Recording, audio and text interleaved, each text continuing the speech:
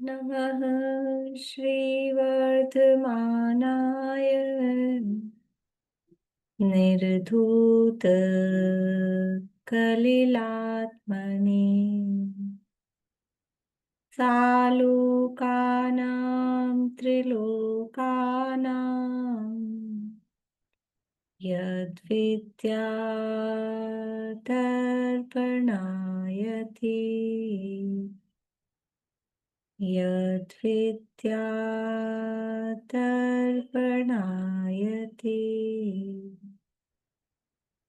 सकल पाप मल प्रक्षालक श्रीवर्धमान को करूँ नमन लोकालोक प्रकाशित करने जिनकी विद्या है दर्पण जिनकी विद्या है दर्पण।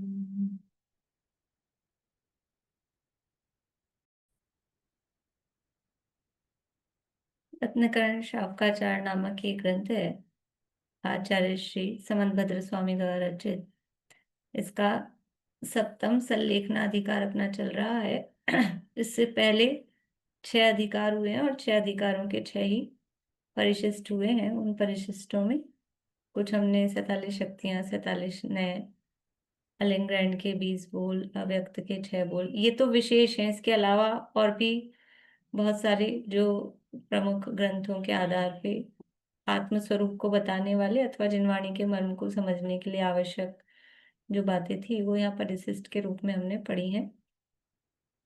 उसमें से कविता जी आप क्या सुना रहे हैं? मैम नए सुना रही हूँ मैं। बोलिए। 47 ने 1 मिनट। जिन लोगों को याद नहीं है वो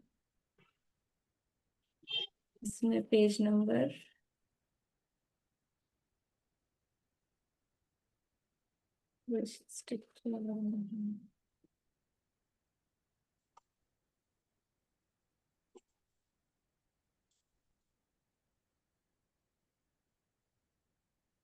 पेज नंबर 119 पर है, रत्नगण शावकाचार में परिशिष्ट 3 में। तो जिनको याद नहीं है वो ऐसा इसमें देख सकते हैं। बोलिए।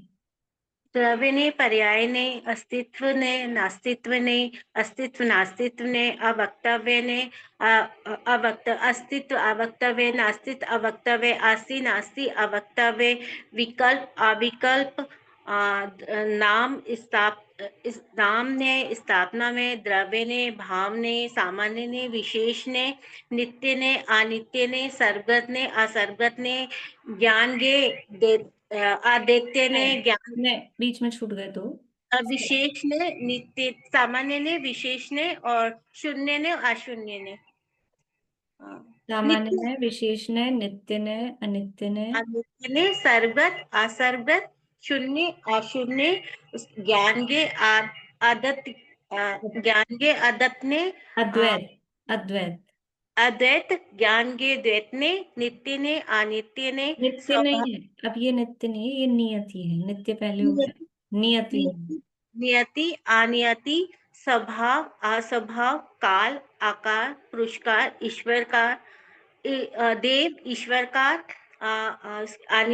अनिश्वर का, अनिश्वर, गुणी, अगुणी, उसके बाद में कृतने, अकृतने, भोक्ता, भोक्ता, अभोक्ता, क्रिया ने, ज्ञान ने, व्यवहार ने, निश्चय ने, अशुद्ध और शुद्ध ने। ठीक है, अच्छा है, बढ़िया है, बहुत अच्छा है। नाम याद किए हैं और अब कोशिश ये करना है कि नाम के साथ साथ हमको उसकी विषय वस्तु भी ख्याल में आए। ये नए क्या है? ये नए आत्मा के एक एक धर्म को बताते हैं। तो ये आत्मा के धर्म हैं, आत्मा का स्वरूप बता रहे हैं। तो एक एक धर्म के माध्यम से, इस धर्म के माध्यम से आत्मा का क्या स्वरूप बताया गया है वो भी विचार करना। मतलब ये सब हम बैठ के, ये जो याद किए हैं इनके माध्यम से हम बैठ के सामायिक कर सकते हैं, ध्यान कर सकते हैं, आत्मा के स्वरूप का चिंतन कर सकते हैं। हमारी समस्या ये रहती है ना, क्या विचार करें, आत्मा के स्वरूप का क्या विचार करें। तो उसके लिए ये चीजें याद की गई हैं कि हम बैठ के इनके स्वरूप के संबंध में, इसके माध्यम से आत्मा के स्वरूप के संबंध में चिंतन मनन विचार कर सकें, तो बाहरी राग द्वेष से बच सकें। वरना ध्यान के लिए बैठते हैं और फिर क्या होता है, सारी दुनिया भर की बातें जो कभी याद नहीं आती वो उसी समय याद आती हैं। तो इनके अवलंबन से आत्मा के स्वरूप का विचार कर सकते हैं। बोलिए निशा आंटी। जीवत्व शक्ति, चिति शक्ति, दृष्टि शक्ति, ज्ञान। एक मिनट, 47 शक्तियां इसी के अगले पेज पर हैं। ये पेज नंबर 120 पर। बोलिए। जीवत्व शक्ति, चिति शक्ति, दृष्टि शक्ति, ज्ञान शक्ति, सुख शक्ति, वीर्य शक्ति, प्रभुत्व शक्ति, विभुत्व शक्ति, सर्वदर्शित्व शक्ति, सर्वज्ञत्व शक्ति, स्वच्छत्व शक्ति, प्रकाशत्व शक्ति, असंकुचित विस्तारत्व शक्ति, अकार्य कारणत्व शक्ति, परिणम्य परिणामकत्व शक्ति, त्यागोपादान शून्यत्व शक्ति, त्यागोपादान शून्यत्व शक्ति, अगुरु लघु शक्ति, अगुरु लघु शक्ति, उत्पाद व्यय द्रव्यत्व शक्ति, परिणाम शक्ति, परिणाम शक्ति, अमूर्तत्व शक्ति, अकर्तृत्व शक्ति, अभोक्तृत्व शक्ति, भोक्तृत्व शक्ति, निष्क्रियत्व शक्ति, अनियत नियत प्रदेशत्व शक्ति, सर्वधर्म व्यापकत्व शक्ति, सर्वधर्म व्यापकत्व नहीं, स्वधर्म व्यापकत्व। स्वधर्म, सॉरी, स्वधर्म व्यापकत्व शक्ति, साधारण असाधारण, साधारण असाधारण शक्ति, अनंत धर्मत्व शक्ति, विरुद्ध धर्मत्व शक्ति, तत्व शक्ति, अतत्व शक्ति, एकत्व शक्ति, अनेकत्व शक्ति, भाव शक्ति, अभाव शक्ति, अभाव भाव शक्ति, अभाव भाव शक्ति, भाव अभाव शक्ति, भाव नहीं, भाव। एक बार फिर से बोलिए। भाव शक्ति, भाव शक्ति, अभाव शक्ति, भाव शक्ति, अभाव शक्ति, भाव अभाव शक्ति, अभाव भाव शक्ति, भाव भाव शक्ति, अभाव अभाव शक्ति, भाव शक्ति, क्रिया शक्ति, कर्म शक्ति, कर्तृत्व शक्ति, कर्तृत्व शक्ति, करण शक्ति, संप्रदान शक्ति, अपादान शक्ति, अधिकरण शक्ति, संबंध शक्ति। बहुत अच्छा, बहुत बढ़िया। एक बार ये फिर से बोल दीजिए, 2-3 शक्तियां सर्वदर्शित शक्ति से आगे है। सर्वदर्शित्व शक्ति, सर्वज्ञत्व शक्ति, असंकुचित विस्तारत्व शक्ति। सर्वज्ञत्व शक्ति के बाद ओ सर्वज्ञत्व, एक मिनट, सर्वदर्शित्व शक्ति, सर्वज्ञत्व शक्ति, क्यों इसके बाद में स्वच्छत्व शक्ति और प्रकाशत्व शक्ति आएगा? वही बोला था मैंने। एक और बोलिए। प्रकाशत्व शक्ति, असंकुचित विस्तारत्व शक्ति आएगी। विस्तारत्व नहीं है, मतलब ऐसे भाव में अंतर नहीं है, लेकिन विकासत्व है शब्द। मैंने गलत बोल दिया है, असंकुचित विकासत्व शक्ति। बस इसी के लिए वो पूछा है। तो संकोच पहले के भी साथ आपने वो विकास ही विस्तारत्व ही बोला था, तो मुझे लगा बोलने में गड़बड़ हुई है शायद। नहीं, मैंने गलत दिया। ठीक है, बहुत अच्छा, बहुत बढ़िया। सुनता आंटी, आपसे बाद में सुनते हैं। ठीक है,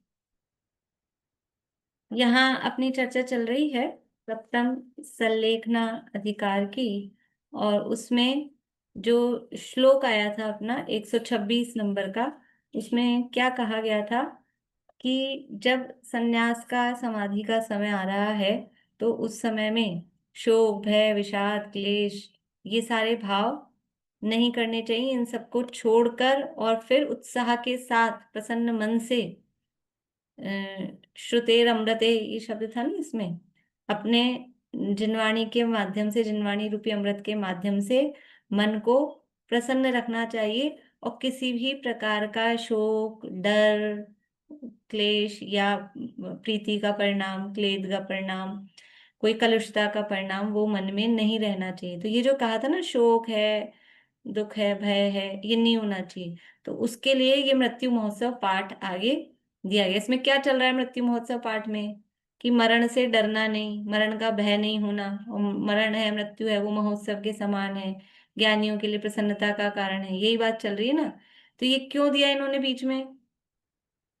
भाई चल रहे थे अच्छे भले श्लोक नंबर से, उसी की वचन का लिखते, बीच में मृत्यु महोत्सव पाठ क्यों डाला? कि ये प्रकरण ये था, 126 नंबर श्लोक में बात ये आई थी ना, तो इसलिए उन्होंने ये इससे रिलेटेड जानकर, क्योंकि इस पाठ में यही दिया गया है, और काफी अच्छे श्लोक हैं। हम पाठ भी करेंगे रोज, थोड़े थोड़े से याद होते जाएं। कल ऐसा भी करेंगे कि श्लोक और अर्थ दोनों पाठ करें, ताकि जिन लोगों को संस्कृत से समझ, भाव इतना ख्याल नहीं आता, तो हिंदी अर्थ भी ख्याल में आता रहे। देखिए अपनी चर्चा यहाँ पर अनेक प्रकार से समाधि मरण की समझ लो यहाँ पर महिमा बताते हुए उसको अलग अलग तरह से उपमाएं भी दे रहे हैं। वो मित्र के समान है, वो बंदी गृह से हमको मुक्त कराता है, वो हमें स्वर्ग में पहुंचाता है, मुक्ति का कारण है, ऐसा करके उपकारक है। ये सारी उपमाएं, कल्प वृक्ष की उपमा यहाँ पर दी है। फिर जो कल हमने 8 नंबर का श्लोक पढ़ा था उसमें कहा था समाधि मरण उत्तर उत्तम दातार है। वो तो दातार है, दान देने वाला है। क्या देता है कि वो हमको सारी जीर्ण शीर्ण पुरानी वस्तुएं बदल कर सब नई फ्रेश, बिल्कुल पुरानी सब यहीं छोड़ जाओ। नए घर में जाते हैं तो पुराने घर का क्या ले जाते हैं? आजकल तो बिल्कुल बस वेल फर्निश्ड घर लेते हैं। ये कपड़े ले जाओ अपने, बस थोड़े दिन बाद ऐसा होगा कपड़े भी वहीं मिल जाएंगे। तो ऐसा कुछ नहीं, पुराने घर का क्या ले जाना चाहते हैं? नए घर में जा रहे हैं तो क्या पुराना ले जाना चाहते हैं? अपने इसी घर में थोड़ा बहुत रिनोवेशन कराते हैं ना, किचन में रिनोवेशन कराया है तो सारे पुराने डब्बे हटा दो, अब सब नए रखेंगे। नया मिलता है तो प्रसन्नता होती है। तो यहाँ पे भी ये सब नया दिला रहा है, तो फिर दुखी होने की क्या बात है इसमें? ये यहाँ पर कह रहे हैं कि वो तो सब कुछ नया दे रहा है, तो इसलिए वो किसको प्रसन्नता का कारण नहीं होगी? मृत्यु स मृत्यु किम न मोदाय, वो किसके लिए प्रसन्नता का कारण नहीं होगी? जब नई नई वस्तुएं मिलती हैं तो सब प्रसन्न होते हैं, ऐसा यहाँ पर कहा था। अब यहाँ कह रहे हैं ज्ञानी भय रहित होता है। श्लोक नंबर 9 है, पेज नंबर 441 है, 441। पाठ करते हैं, पीछे बोलिएगा वर्षा जी।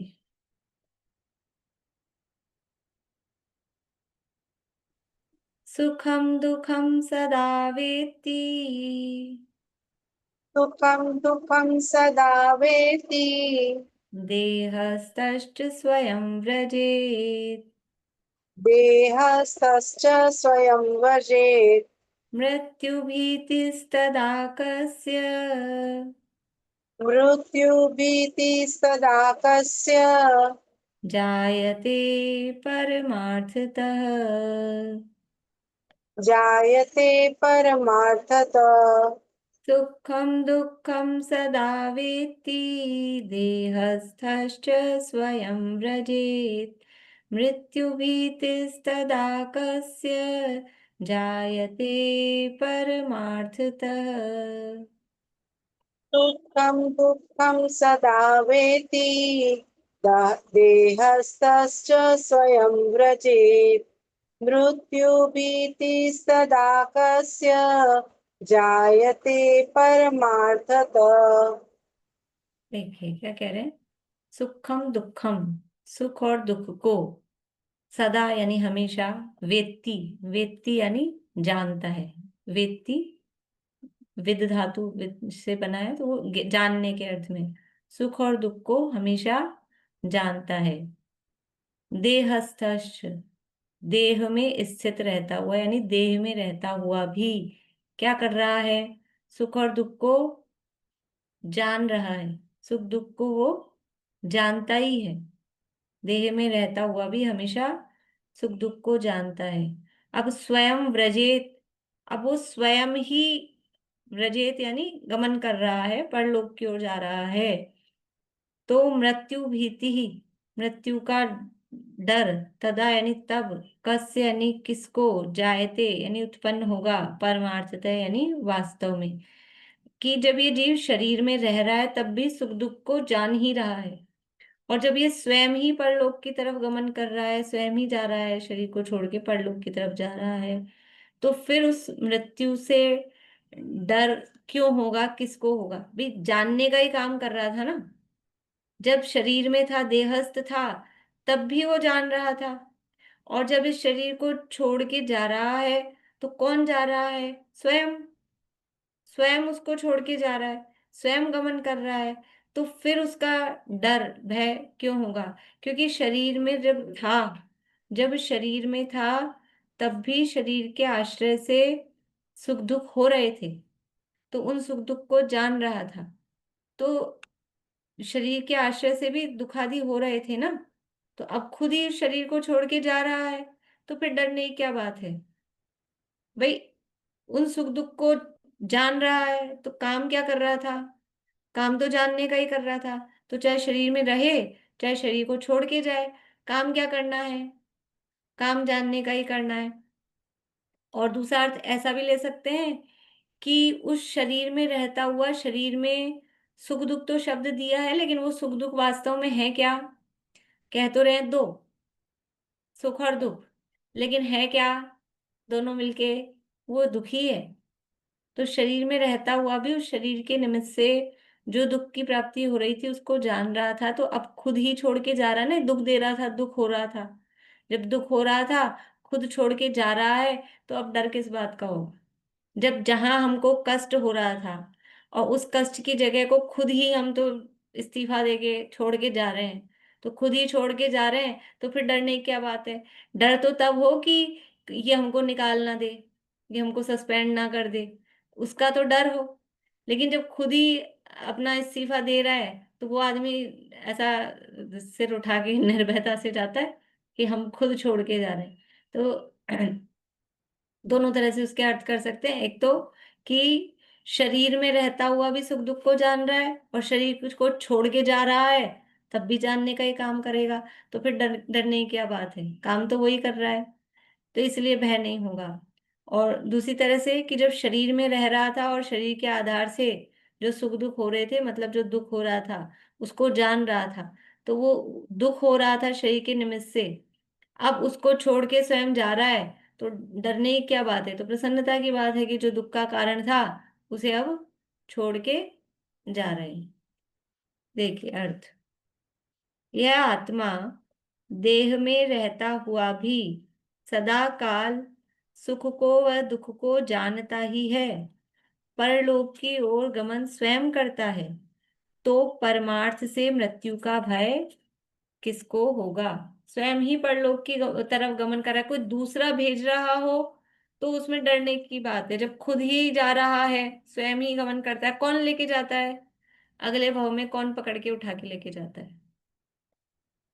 कि नहीं, वो एक आता है यमराज, यमदूत, वो पकड़ के ले जाता है।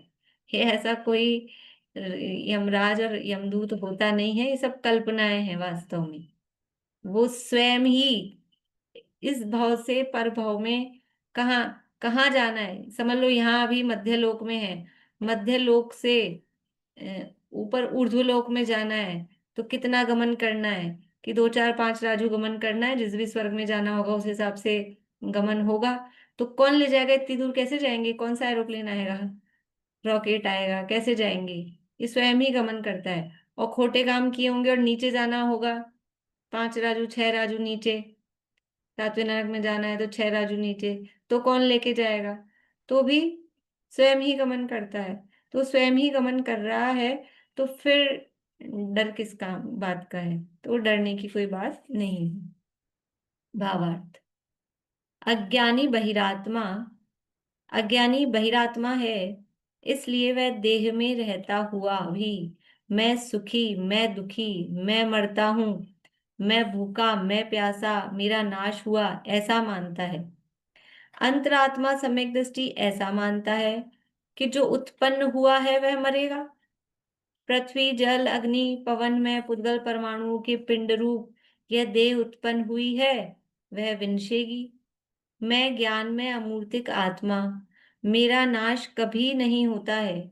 ये भूख, प्यास, वात, पित्त, कफ, रोग, भय, वेदना पुद्गल के हैं, मैं इनका ज्ञाता हूँ, मैं व्यर्थ ही इनमें अहंकार करता हूँ। देखो, जो अज्ञानी है वो शरीर में रहता हुआ अपने आप को सुखी दुखी भूखा प्यासा जीवन मरण ये मानता है, और ये शरीर में रहता हुआ जो अपना जीवन मरण नाश ये मान रहा है, अपने को शरीर के आश्रय से सुखी दुखी मान रहा है, तो वो दुखी होता है क्योंकि वो शरीर के आश्रय से मान रहा है। लेकिन जो ज्ञानी है, अंतरात्मा है, अंतरात्मा बहिरात्मा का मतलब क्या है? कि जो बाहर में आत्मा मानता है, शरीर को आत्मा मानता है, वो बहिरात्मा, और जो अंतरंग में अपने चैतन्य स्वरूप को आत्मा मानता है वो अंतरात्मा है। तो अंतरात्मा को क्या निर्णय है, क्या मानता है? कि जो उत्पन्न हुआ है वह मरेगा, जो उत्पन्न हुआ है वह मरेगा। तो कौन कौन उत्पन्न हुआ है? ये मनुष्य पर्याय, हर पर्याय उत्पन्न होती है। ये मनुष्य अवस्था ये उत्पन्न हुई है, और प्रत्येक समय की पर्याय उत्पन्न हो रही है। जो जो उत्पन्न हुआ है वो मरेगा। तो पर्याय हर समय, पर्याय बदले क्षण क्षण, मत तुम इनमें नहीं बहना, मन सावधान रहना।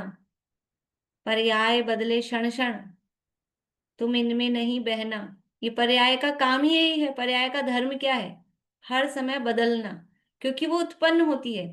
द्रव्य उत्पन्न नहीं होता है, पर्याय उत्पन्न हो रही है। जो उत्पन्न होता है वो मरता है। पृथ्वी जल अग्नि पवन में पुद्गल परमाणुओं के पिंड रूप यह देह उत्पन्न हुई है। ये पंचभूत से मिलकर देह बनी है। मतलब ये सब जो दुनिया में चलता है, यानी पुद्गल के परमाणुओं से मिलके, वो सब भी पौद्गलिक ही हैं।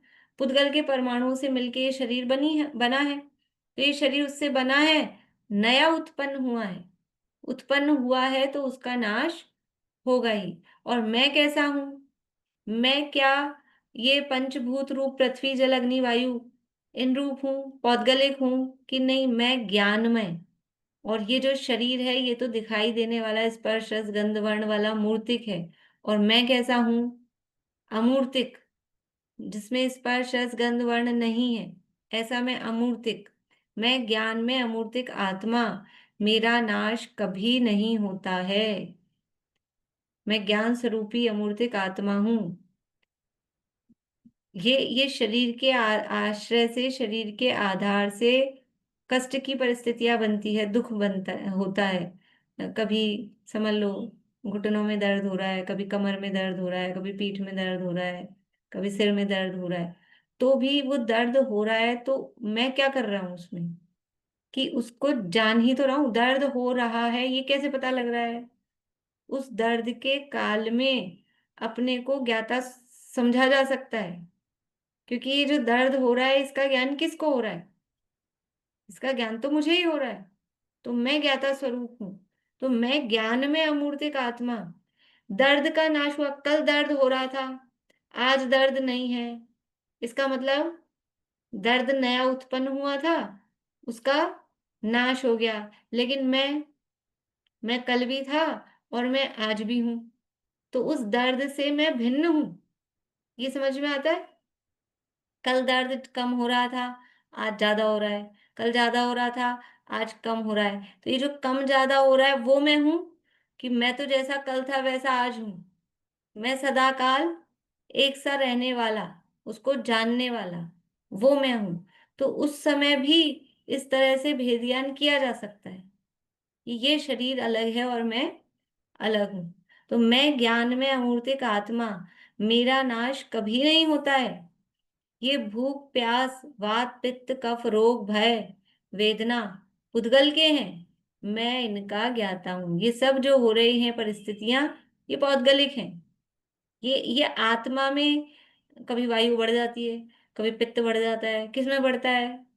कभी कफ बढ़ जाता है। तीन ही चीजें रहती हैं। ये सब शरीर के धर्म हैं, ये शरीर में बढ़ रहे हैं। आत्मा में कौन सा वायु बढ़ती है? ये आत्मा में तो तीन ही है, वायु वात पित्त कफ। ये मोह राग द्वेष, ये आत्मा के वात पित्त कफ हैं। यही बढ़ते रहते हैं। तो इसके कारण आत्मा का हिसाब किताब बिगड़ता रहता है। तो अपने वात पित्त कफ तो वो हैं। ये जो बाहर में है ये तो शरीर के धर्म है। इससे मेरा कोई संबंध नहीं है। मैं इनका ज्ञाता हूँ। मैं व्यर्थ ही इनमें अहंकार करता हूँ। मैं ऐसा ये मेरे, ये अहंकार ये मेरे हैं, ऐसा व्यर्थ ही इनमें अहंकार करता हूँ। इस शरीर का और मेरा एक क्षेत्र में रहने रूप अवगाह यानी संबंध है। ये इस शरीर का और मेरा कितना संबंध है कि एक जगह आके रुक गए हैं। इतना ही संबंध है, एक क्षेत्रावगाह रूप संबंध है। तथापि मेरा रूप ज्ञाता है, शरीर जड़ है, मैं अमूर्तिक हूँ, देह मूर्तिक है, मैं अखंड एक हूँ, शरीर अनेक परमाणुओं का पिंड है, मैं अविनाशी हूँ, देह विनाशी है। ऐसा होता है कहीं हम सफर में जा रहे हो और ट्रेन में, अब वो एक ही कोच है, अब उस एक कोच में 6 लोग बैठने हैं कि 4 लोग बैठने हैं। तो हम भी बैठे हैं, हम जैन शुद्ध सात्विक, और हमारे सामने वाली सीट पे उसी कोच में कोई ऐसा बैठ जाए नॉन जैन, कुछ भी खाने पीने वाला है। तो अब वो, अभी एक क्षेत्र अवगाह वैसा नहीं समझना, उदाहरण है। एक ही डब्बे में अवगाह है ना, एक ही साथ बैठे हैं, लेकिन उसका मेरे में क्या आया और मेरा उसमें क्या गया। वो मैं तो शुद्ध सात्विक जिन धर्म का अनुयायी, और वो अशुद्ध भ्रष्ट, कहने के तो ऐसे ही मैं ज्ञान, मैं अमूर्तिक अखंड एक ज्ञाता स्वरूप। और ये शरीर कैसा है, ये शरीर जड़ मूर्तिक अनेक परमाणुओं का पिंड विनाशी, मैं अविनाशी, बिल्कुल अपोजिट है। इनका और मेरा कोई मेल ही नहीं है। लेकिन अब आके बैठ गए एक ही डब्बे में, तो क्या करें, बैठ गए तो बैठ गए, लेकिन फिर भी कुछ होता है क्या। एक डब्बे में बैठे रहें, और लंबा सफर है, समझ लो 24 घंटे का, 36 घंटे का, ऐसा लंबा सफर है, तो कुछ आ जाएगा, उसका कुछ अपने में आ जाएगा, कुछ नहीं आता है। वो उतर के जाते हैं, वो अपने रास्ते जाता है, हम अपने रास्ते जाते हैं। ये ऐसा है बस। ये कितनी देर के लिए कोच में इकट्ठे बैठे हैं, कि जिसकी जितनी है 70 80 100, अभी वर्तमान में, कभी थोड़ी ज्यादा भी होती है कि काल के अनुसार से, उतनी देर का है। मैं ज्ञान में अमूर्तिक आत्मा, मेरा नाश कभी नहीं होता है। नहीं, ऊपर आ गई मैं, नीचे से पढ़ना है। इस शरीर का और मेरा एक क्षेत्र में रहने रूप अवगाह संबंध है, तथापि मेरा रूप ज्ञाता है, शरीर जड़ है, मैं अमूर्तिक हूँ, देह मूर्तिक है, मैं अखंड एक हूँ, शरीर अनेक परमाणुओं का पिंड है, मैं अविनाशी हूँ, देह विनाशी है। ये हो गया। अब इस देह में जो रोग क्षुधा तृषादि उत्पन्न होंगे, अब सामने वाले के, जो हमारे सामने वाली सीट पे बैठा है, उसके तकलीफ हो रही है, उसके बीमारी हो रही है, उसके कुछ हो रहा है, उसका मैं क्या करूंगा, ज्ञाता हूं, ज्ञाता ही रहूंगा। और क्या करेंगे, सामने वाले की कुछ हो रहा है, अब ट्रेन में बैठे हैं एक डिब्बे में, तो उसके तकलीफ हो रही है, तो हम, हमारे क्या हो रहा है, कुछ नहीं, जान रहे हैं, बैठ के जान लिया इसको ऐसी तकलीफ हो रही है, ऐसी तकलीफ हो रही है, और क्या। उनका ज्ञाता ही रहूंगा, क्योंकि मेरा तो ज्ञायक स्वभाव है, क्योंकि अपना स्वभाव जानने का है, जाने बिना तो रहेंगे नहीं। तो जो भी परिस्थितियां बन रही है उसको जानिए। पर में ममत्व करना वही अज्ञान है, वही मिथ्यात्व है। जैसे एक मकान को छोड़कर दूसरे मकान में रहने लगते हैं, उसी प्रकार मेरे शुभ अशुभ भावों से बांधे कर्मों से बने दूसरे शरीर में मुझे जाना है।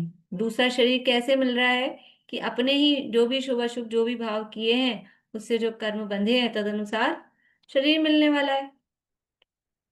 कैसा शरीर मिलेगा, तो देव का मिलेगा, नारकी का मिलेगा, तिरंज का मिलेगा, कैसा मिलेगा, वो भी कर्मों के अनुसार है। फिर उसमें भी रूप रंग आदि कैसा होगा, वो भी नाम कर्म के अनुसार है। और उसमें किस तरह की परिस्थितियां होंगी, वो सब भी अपने साता साता आदि अन्य जो भी है गोत्रादि कर्म, उनके अनुसार होगा। तो अपने ही भावों के अनुसार वो कर्म बंधे हैं, तद अनुसार वो उस शरीर का मिलना होगा। इसमें मेरे स्वरूप का नाश नहीं होता है। अब निश्चय से विचार करने पर मरण का भय किसको होगा। अब ये जो नया शरीर मिल रहा है, वो उसको देने वाला कौन है। जो नया शरीर मिल रहा है, इसमें कहा है ना, परलोक की तरफ स्वयं गमन करता है। मतलब जो नवीन शरीर मिल रहा है, वो किसने खरीदा है, उसको किसने पसंद किया है, कि अपन ने ही पसंद किया है, कोई दूसरा उसको लाके देने वाला नहीं है। जो नया घर अपने को मिल रहा है, हमने ही पसंद किया है। अब वो जैसा भी है, कैसा है, कि जितना पैसा आपने खर्च किया है, कि जैसे मतलब जैसे भाव आपने किए, तदनुसार कर्म बंधे, उसके अनुसार वो आपको सामने वस्तु मिलती है। तो वैसा वो शरीर मिल रहा है। तो अब भय किसको होगा, क्यों भय होगा, कि हमको अपने जैसे हमारे कर्म हैं, जैसे हमारे भाव हुए, उसके अनुसार कर्म बंधे, उसके अनुसार ही शरीर मिलने वाला है। तो अब जिसको ये विश्वास है कि हमने खोटे भाव किए नहीं है, उसको तो डर होता नहीं है। ज्ञानी को वस्तु स्वरूप की खबर है, तो उसको विश्वास है अपने कर्मों पर, अपने भावों पर, अपने पुण्य पाप पर, इसलिए उसको भय नहीं होता। अज्ञानी डरता है, क्योंकि अज्ञानी को एक तो ये पता नहीं है, वो समझता है कोई इसके कारण उसके कारण अपने को मिलता है। दूसरों पे दोषारोपण करने की प्रवृत्ति, पर की तरफ दृष्टि अज्ञानी की रहती है, इसलिए वो भयभीत रहता है। देखिए आगे 10 नंबर का श्लोक है, समाधि मरण आनंद देने वाला है। समाधि मरण है, ये तो आनंद देने वाला है। श्लोक पढ़ते हैं। मीना चाची, हो गया? गला ठीक हुआ आपका? बोलेंगे? नहीं? चलिए पूर्णिमा आंटी बोलिएगा।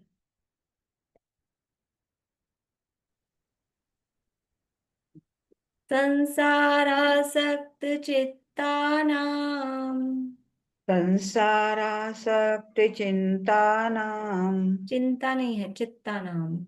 चित्तानां संसारासक्त चित्तानाम संसारासक्तचित्तानां मृत्युर्भीत्यै भवेन्नृणाम् मृत्युर्भीतेन भवेन्नर्मणाम् मोदायते पुनः सोऽपि मोदायते पुनः सोऽपि ज्ञानवैराग्यवासिनाम् ज्ञानवैराग्यवासिनाम् संसारासक्तचित्तानां मृत्युर्भीतिर्भवेन्नृणाम् मोदायते पुनः सोऽपि ज्ञानवैराग्यवासिनाम्। संसारासक्तचित्तानां मृत्युर्भीते भवेन्नर्मणाम् मोदायते पुनः सोऽपि ज्ञानवैराग्यवासिनाम्। देखिए, संसारासक्त चित्तानाम, संसार में आसक्त है चित्त जिनका। संसार आसक्त चित्तानाम, संसार में आसक्त है चित्त जिनका, यानी जिनका चित्त आसक्त है। मृत्यु भीते है, मृत्यु का भय। भवेत, भवेत नृणाम, वो संधि होके त का न बन गया।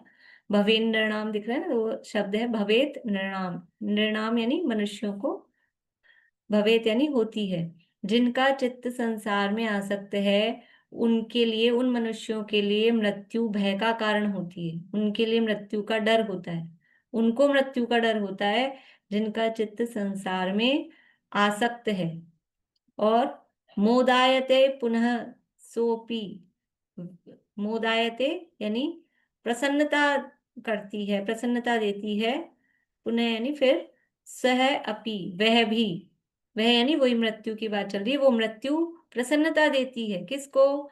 ज्ञान वैराग्य वासिनाम, जो ज्ञान और वैराग्यवासी हैं, यानी ज्ञान और वैराग्य में जिनका चित्त रहता है, तो उसको बोल रहे हैं ज्ञान वैराग्यवासी। जो संसार में जिसका चित्त आसक्त है वो संसारवासी है, वो संसारी है। और जो अपने ज्ञान वैराग्य में रहता है, तो उसको बोलेंगे ज्ञान वैराग्यवासी।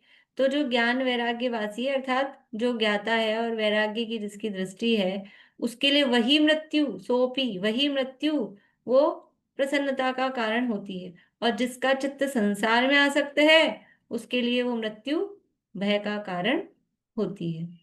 देखिए अर्थ, संसार में जिनका चित्त आसक्त है, अपने स्वरूप को जो नहीं जानते हैं, मृत्यु उनके लिए भय करने वाली है। किंतु जो निज स्वरूप के ज्ञाता हैं, संसार से वैरागी हैं, उनके लिए तो मृत्यु आनंद ही देने वाली है। भावार्थ, मिथ्या दर्शन के उदय से जो आत्मज्ञान रहित हैं, देह ही को आत्मा मानते हैं, खाना पीना काम भोग आदि इंद्रियों के विषयों को ही सुख मानते हैं, ऐसे बहिरात्माओं को तो उनका मरण बड़ा भय उत्पन्न करने वाला है। वे तो हाय मेरा नाश हो गया, फिर खाना पीना कहीं नहीं मिलेगा, नहीं मालूम मेरे पश्चात क्या होगा, कैसे मरूंगा, अब यह देखना मिलना कुटुंब का समागम सब मेरा गया, अब किसकी शरण में जाऊं, कैसे जीवित रहूं, इस प्रकार महासंक्लेश करते हुए मरते हैं। देखो, जो जो आत्मज्ञान से रहित हैं, शरीर को ही आत्मा मानते हैं, उनको डर होता है। पुलिस वाले को देख के किसको डर लगता है? पुलिस की गाड़ी खड़ी हो घर के नीचे, किसको डर लगता है? घर के बाहर पुलिस की गाड़ी आ जाए, कौन डरता है? कि जो अपराधी होगा वो डरेगा, और जिसने अपराध किया ही नहीं है उसको काहे का डर? आए होंगे खड़े होंगे कहीं से, जो भी है। लेकिन जिसने अपराध किया नहीं, उसको डर किस बात का। अब ये जिनका चित्त संसार में आ सकते हैं, मतलब जो अपराधी हैं, तो उनको डर लगता है कि अब ये मेरा छूटेगा छूटेगा छूटेगा, ये मृत्यु कहाँ से आ गई, पकड़ के ले जाएंगे पकड़ के ले जाएंगे, उसको डर लगता है। और जिसका चित्त संसार में आसक्त ही नहीं है, जैसे बच्चे होते हैं ना, वो मोबाइल में आसक्त है, एक बार मोबाइल मिल जाए तो वो आसक्त रहता है।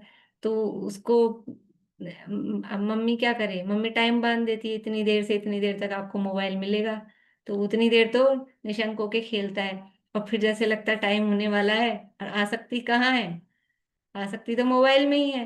तो फिर डरता है मम्मी आ ना जाए, कि पकड़ ना ले, आ ना जाए। और कभी टाइम के अलावा अगर लिया हो तो और डरता है, चोरी छुपे करता है। तो वो आसक्ति कहाँ है। और जिसको मोबाइल में आसक्ति नहीं है, उसको मिला है, मान लो देख भी रहा है कर भी रहा है, और आसक्ति है नहीं, रुचि है नहीं, तो कभी भी आ जाओ मम्मी और ले जाओ, क्या फर्क पड़ता है, हमको रुचि ही नहीं है।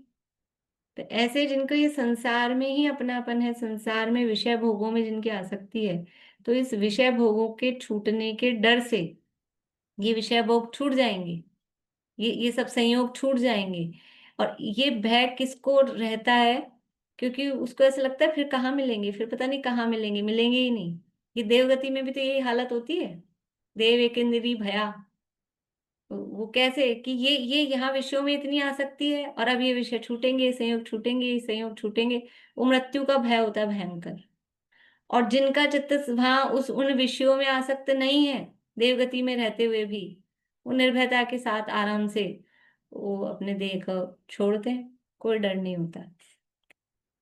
तो जो आत्मज्ञान से रहित हैं, शरीर को ही आत्मा मानते हैं, तो उनको ये सब छूटने के बाद में ऐसा लगता है कि क्या करें क्या करें, संक्लेश सहित वो मरण को प्राप्त होते हैं।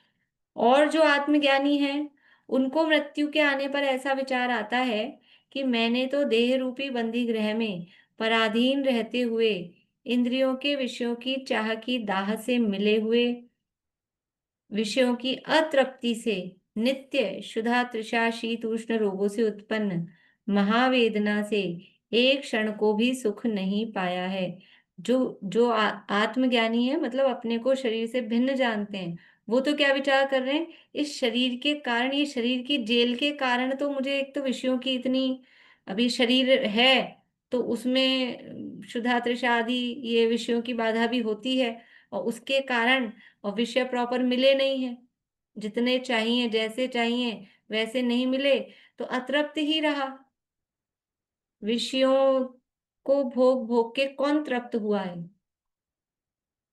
बड़े पंडित साहब की पूजन है, उसमें है, नहीं मिटे भोग की भूख सचमुच भोगों से। ये भोगों से भोगों की भूख मिटती नहीं है, ये तो भोगों के त्याग से भोगों की भूख मिटती है। भोग भोग कर भोग नहीं, ये इच्छा खत्म नहीं होती है।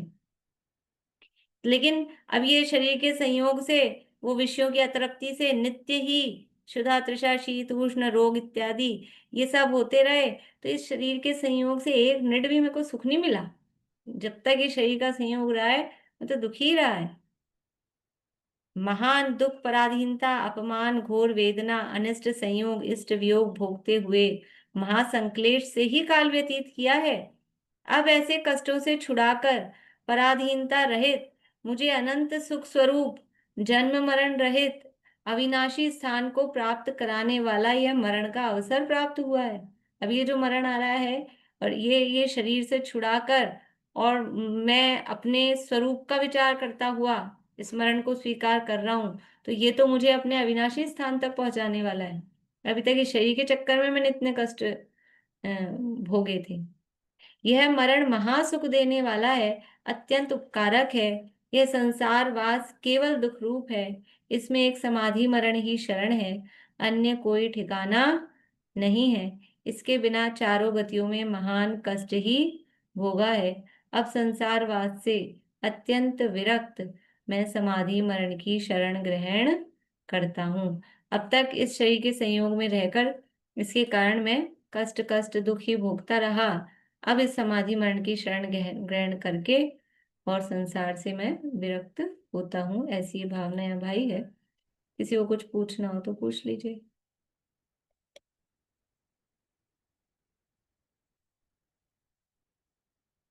नहीं, निशांत बोलिए। थोड़ा अलग हटके है। अयोध्या के और भी नाम है ना, मुझे याद नहीं है। एक तो साकेत है, और विनीता, कौशल। मैम कितने नाम? पढ़ भी रहे हैं, समझ भी रहे हैं, लेकिन फिर भी मतलब कोई भी जैसे कोई भी होता है तो हम उसी में लिप्त हो जाते हैं। कोई भी बात हुई या कुछ भी हुआ उसी में होते हैं, सब कुछ समझ में आ रहा है, सब छूटेगा, सब कुछ होगा, लेकिन ये चीजें खत्म नहीं हो रही है बिल्कुल भी। अभ्यास से, अभ्यास करेंगे, चिंतन मनन करेंगे, तभी होगा। अभी तो मतलब से ऊपरी लेवल पे रहता है ना ऐसा। तो जितना ज्यादा अभ्यास करेंगे, जितना ज्यादा विचार करेंगे, धीरे धीरे मतलब और उसकी गहराई में जो वस्तु स्वरूप है उसको गहराई से विचार करेंगे, समझेंगे, तो अपने आप ही ये भी समझ में आएगा कि ये खत्म होंगी नहीं, ये सब ऐसे ही रहेगा। ये सब रहते हुए भी किस प्रकार से हम निराकुल हो पाएंगे, वो तब समझ में आएगा, फिर निराकुलता समझ में आएगी। बोलिए रेवंत। मैम एक ट्रेन में बैठ के जैसे वो आपने जो उदाहरण दिया, तो हम लोग तो बहुत प्रभावित होते ही हैं, अगल बगल के परिवेश से, माहौल से पूरे ही तो प्रभावित हो रहे हैं। नहीं, क्या प्रभावित होते हैं?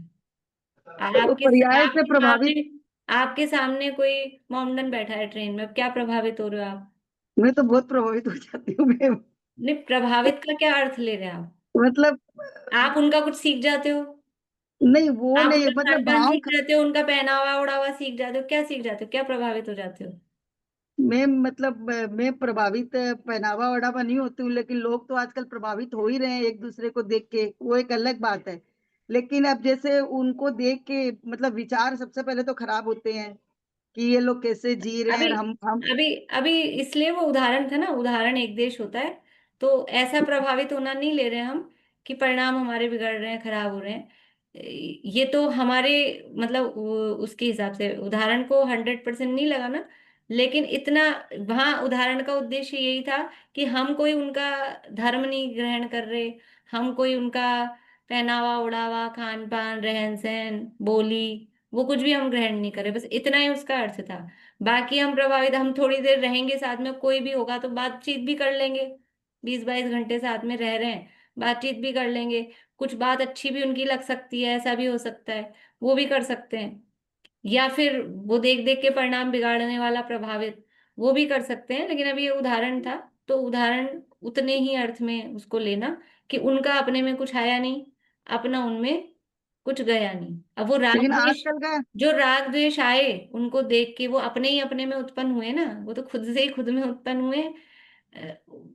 वो निमित्त बने हैं भले ही, लेकिन ऐसा उनका कुछ, उनका कोई इस तरह का जो लोक व्यवहार है, उनका क्रियाकलाप है, वो अपने में नहीं आया। नहीं उनका, उनके साथ रह के वो, हम इतनी देर उनके साथ रहे, वो 4 बार नमाज पढ़ रहे हैं, तो अपन ने वो सीख लिया हो कुछ, ऐसा कुछ हुआ हो, ऐसा नहीं होता। नहीं, अपने बस वो कुछ लोग। एक देश अर्थ में उसको लेना। हाँ, वो ठीक है, लेकिन आजकल ऐसे ही बता रही हूँ, मतलब कुछ लोग ही ऐसे हैं, नहीं तो प्रभावित होते हैं एक दूसरे के मतलब संस्कारों से, एक दूसरे के माहौल से। अभी तो बहुत ज्यादा हो रहा है। उदाहरण एक देश ही लागू पड़ता है, उदाहरण का ये नियम हाँ ही होता वो। है।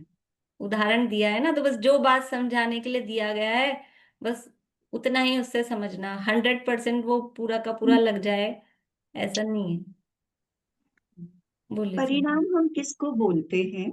जो हम भाव देख के कर रहे हैं, या कुछ करने से पहले जो भाव हमारे हो रहे हैं, वो पकड़ में तो आते नहीं बहुत बार। नहीं पकड़ में आते, पर कोशिश करें तो पकड़ में भी मतलब आने लगते हैं। हम्म। तो उसकी तरफ थोड़ा हम कोशिश करें कि कैसे हमारे भाव हो रहे हैं, तो धीरे धीरे पकड़ में भी आने लगते हैं। ये मतलब भी ये जो अभ्यास से अंदर होता ही है। अंदर, अंदर ही अंदर जो चलता है, मान लो कोई नहीं है घर में, अकेले ही जो बातें अंदर चलती है, वो भी परिणाम है। हाँ, मतलब उनको कुछ तो होते हैं अंतर जल्प रूप, और हम्म। कुछ होते हैं मन के विचार। उसमें थोड़ा अंतर हमको कम समझ में आता है, पर उसको भी धीरे धीरे अभ्यास से पकड़ने की कोशिश कर सकते हैं। कि एक तो बाहरी क्रिया होती है, एक ये शब्द बाहर बोल रहे हैं, एक अंतर्जल्प, अंदर ही अंदर कुछ बातें अपन बोलते रहते हैं, वो एक अंतर्जल्प। और फिर एक मन में विचार चलते हैं, वो थोड़ा और गहरे जाकर। तो वो क्रिया और ये फिर परिणाम, अभी अंतर्जल्प को इस पर अंदर नहीं लिया, क्रिया परिणाम और अभिप्राय 3 चीजें होती हैं। तो बाहरी क्रिया, वो जो अंतर्जल्प है वो भी क्रिया रूप में ही है, जो अंदर अंदर शब्द अपने चलते रहते हैं वो भी क्रिया रूप ही है। और उन शब्दों के अंदर भी फिर परिणाम अलग चलते हैं, और उन परिणामों के पीछे एक और पर्दा है, वो अभिप्राय। अभिप्राय क्या है? तो वो थोड़ा विचार करने पर धीरे धीरे वो पकड़ में आने लगता है, समझ में आने लगता है। बुद्धिपूर्वक उसका विचार करें, सोचें कि इस क्रिया में क्या क्रिया है, कोई भी परिस्थिति है इसमें क्रिया क्या है। परिस्थिति मतलब कोई भी बात हुई है, घटना है, या अपनी कोई क्रिया है, तो ये क्रिया क्या है, इसमें परिणाम कौन से हो रहे हैं, इसमें अभिप्राय कैसा है। थोड़ा विचार करें तो समझ में आता है। तो परिणाम और अभिप्राय दोनों में शुभ और अशुभ ये दो ही चलता है कि दो ही मतलब हम क्या सोच रहे हैं उसको शुभ में डालें, अशुभ में डालें, परिणामों के साथ। परिणामों को तो शुभ अशुभ में डाल सकते हैं, अभिप्राय तो सम्यक और मिथ्या। अभिप्राय को शुभ अशुभ नहीं बोलेंगे, अभिप्राय तो सम्यक और मिथ्या इसी में जाएगा। या तो सम्यक अभिप्राय मतलब, अभिप्राय का मतलब है वो श्रद्धा, तो वो 2 ही कैटेगरी में जाएगी। और परिणाम है तो शुभ अशुभ नॉर्मली चलते हैं, और तीसरा फिर शुद्ध वाला भी होता है, वो भी चलता है। ठीक है,